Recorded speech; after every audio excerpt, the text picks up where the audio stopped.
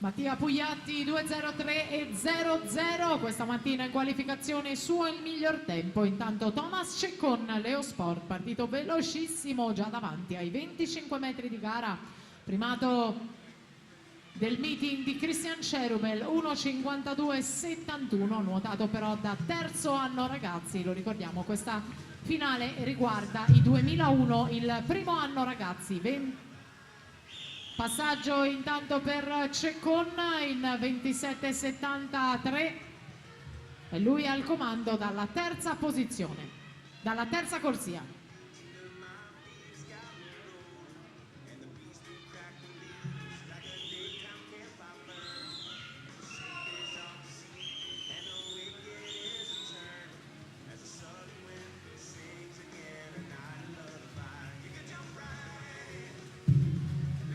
Passaggio a metà gara ancora Thomas Ceccon, Leo Sport davanti a tutti, ha fatto il vuoto alle sue spalle. In 4 Mattia Pugliatti che segue in seconda posizione, c'è bagarra per il posto sul podio, sono praticamente in linea 3-4 atleti per una possibile medaglia.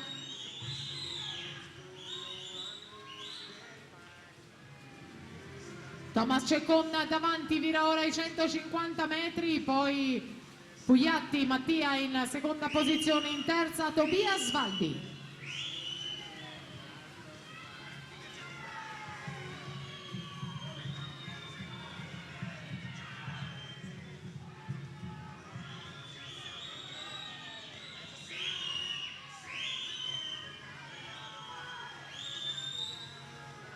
Intanto siamo all'arrivo con Thomas Ceccon che va alla vittoria dei 200 stile libero, 1.59.11 per lui, Pugliatti 2.02.31 e secondo, poi Svaldi 2.02.77 per la terza posizione.